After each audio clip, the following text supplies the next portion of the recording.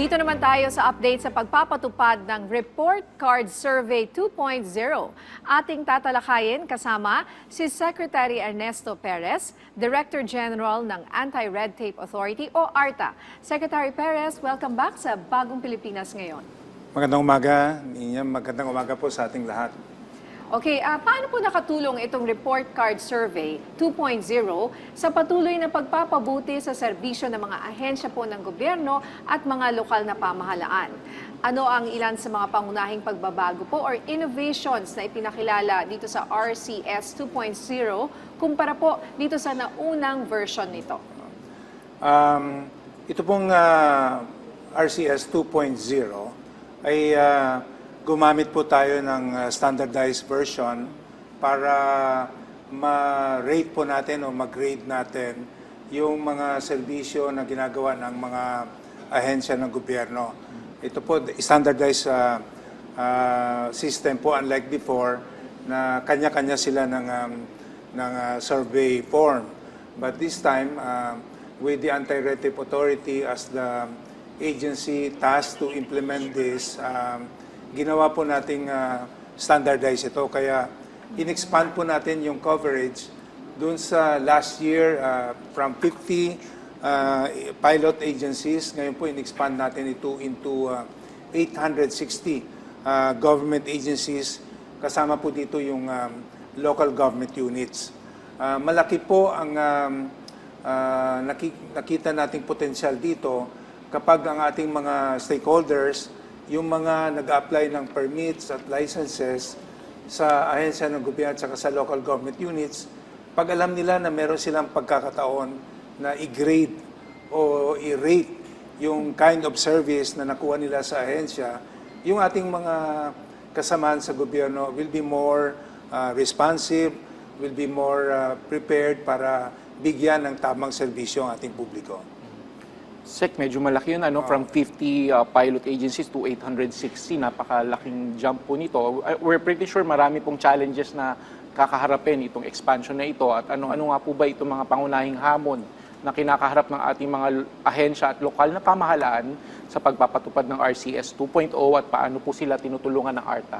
Ang una pong napakalaking hamon na na-encounter ng ating third-party survey company dito ay yung hindi po handa ang ating mga ahensya na mag-submit ng kanilang updated data o report. Marami pa po ang hindi nakakaalam tungkol sa requirement ng Citizens Charter. In fact, of the 860 covered agencies including local government units, 307 po dito ang kinakailangan talaga karoon pa ng review ng kanilang Citizens Charter. 120 naman yung incomplete, no? Ibig sabihin talagang walang Citizens Charter. At 65 po ang nakagarner ng excellent rating, 94 ay very satisfactory at 88 yung satisfactory. Ibig sabihin po nito, of the 860 agencies covered, about 50% really need improvement. No? Pero maaari po ba kayong magbahagi sa amin ng mga partikular na halimbawa kung paano napabuti ng mga ahensyang may magandang resulta dito po sa RCS 2.0 ang kanilang paghahatid ng serbisyo?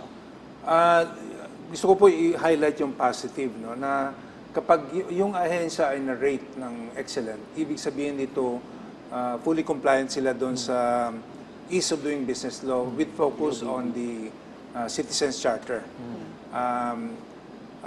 Malaking bagay na magkaroon ng improvement, lalo na doon sa mga ahensya at na nagkaroon ng excellent rating dahil dito napatunayan nila na maganda at updated yung kanilang Citizens Charter. Alright, Sec. Paano naman po ginamit ng mga ahensya ang datos na nakolekta sa pamamagitan ng survey na ito para mapaganda o gumawa ng mga informed decisions at ipatupad ang mga target improvements? Yung actual release of the result, gagawin pa lang natin po sa October 30. So, hindi pa po nila na alam yung kanilang rating. Pero after po na mabigay sa kanila yung results ng kanilang survey, gagamitin po nila ito para improve pa yung kanilang services, improve yung kanilang citizen charter, improve yung kanilang compliance dito sa ease of doing business. Okay. Ano-ano po yung mga strategy ng ARTA upang itaas ang kamalayan ng publiko dito po sa RCS 2.0 at ang kahalagahan nito sa pagsusulong ng mahusay na mga serbisyo po ng pamahalaan? Unang-una po, in-involve natin yung private sector, private stakeholders, yung ating mga chambers of commerce. Pangalawa po, kailangan natin more information drive kasi marami pa rin po ang hindi nakakaalam about this requirement of citizen charter. Kaya napakahalaga po yung ginagawa natin dito. Kaya ako po ay natutuwa na imbita dito sa PTB4, no? Kasi meron tayong malaking pagkakataon na ang ating mga kababayan at yung mga businessmen natin ay malaman na meron pong tayong ginagawang report card survey at meron po tayong requirement dito sa mga ahensya ng gobyerno at saka local government units na dapat po magkaroon sila ng citizen charter na i-disclose nila to the public under transparency and accountability principles na ibunyag nila, ipaalam sa publiko yung serbisyo na kailang pinapatupad kasama dito po yung mga requirements, no? At yung mga fees to be paid. Yan po unang-unang dapat malaman ng ating taong bayan. Alright, Sex, nabanggit nyo yung information drive. Paano naman po tinitiyak ng report card survey na maririnig naman yung tinig ng ating mga mamamayan at matutugunan yung kanilang mga pangangailangan? Ano po ba yung mga mekanismo na nasa ARTA upang mabigyan ng para magbigay ng feedback po mungkahi ang ating mga kababayan?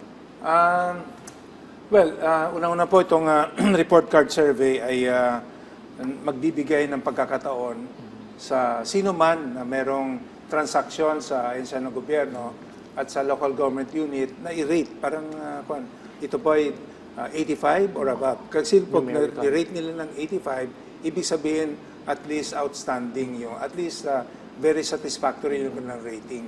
So, dito po, in-empower natin ang ating taong bayan. No? At ang ating naman po mga ahensya ng gobyerno, alam nila na kapag sila po ay nire-rate, maging aware sila na bigyan ng tamang serbisyo ang ating mga kababayan. So ano-ano po ngayon yung mga future plans natin para dito po sa Report Card Survey 2.0? For next year or this coming year, mag-umpisa po yung ating survey from July to November. I-expand po natin ito from 860 to 940 agencies. So yung na-cover na po ng survey, hindi na po sila mga-cover ng survey this coming year.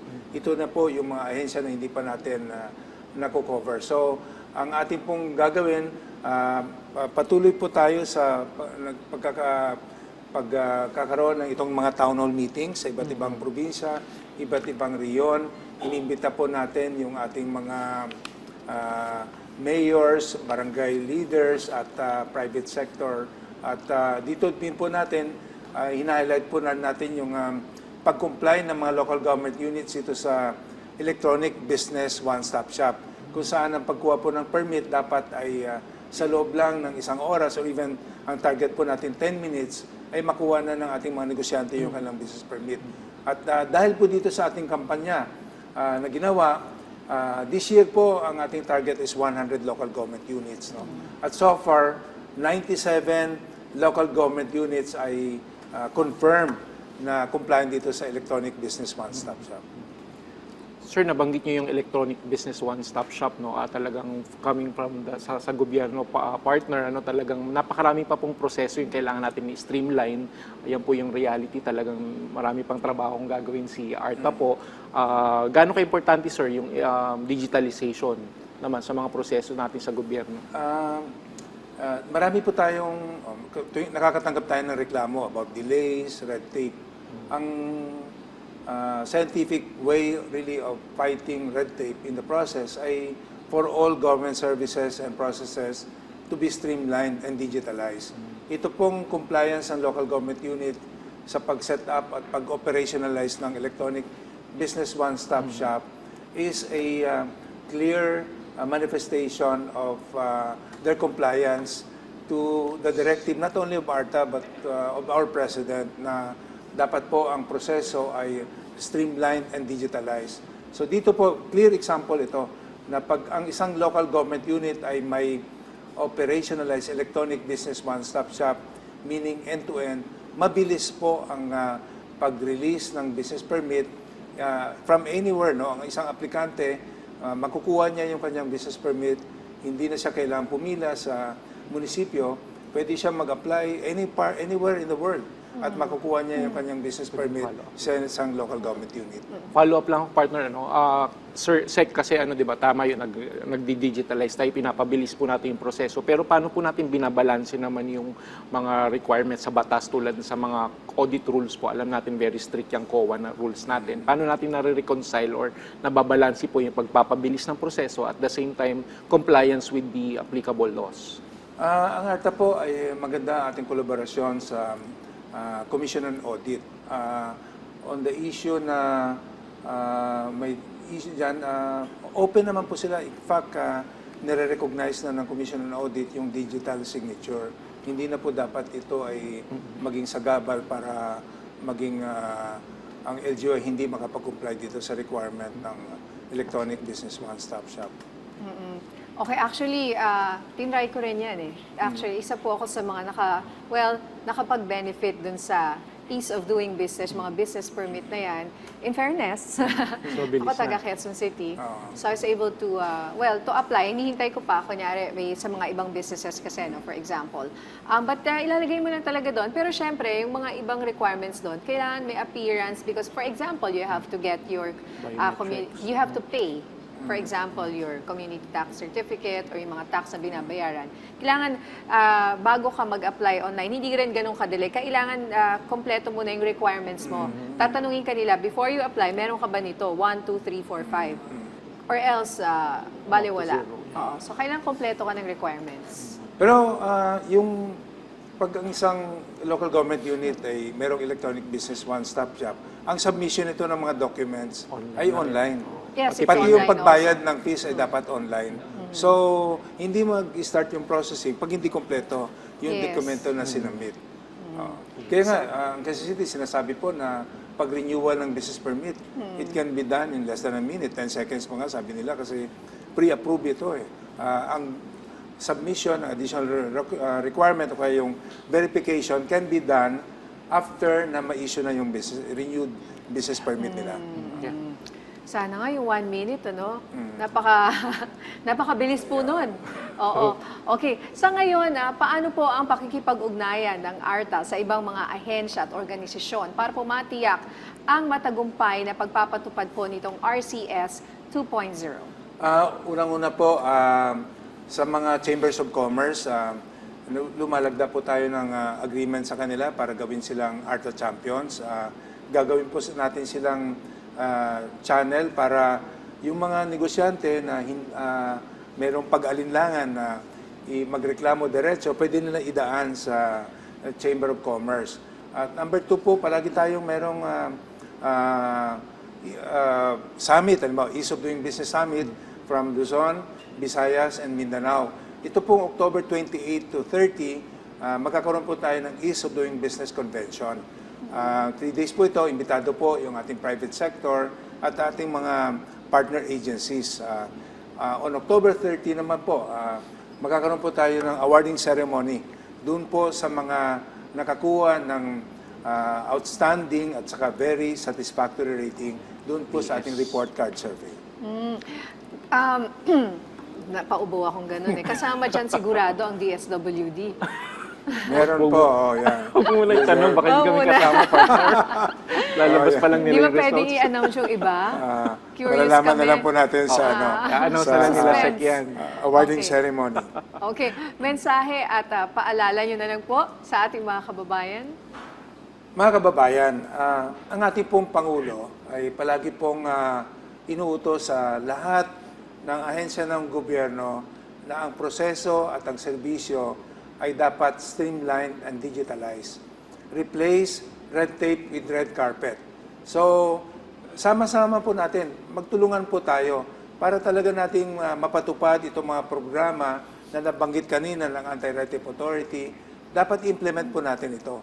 At kung meron po kayong reklamo, huwag po tayong mag-alinlangan. Simple lang po, tumawag po sa hotline ng ARTA, 12782, o kaya sa 8888, o kaya mag-email sa complaints@arta.gov.ph. Makakaasa po kayo na ang Anti-Red Tape Authority na mabilis po natin aaksyonan ang inyong mga reklamo.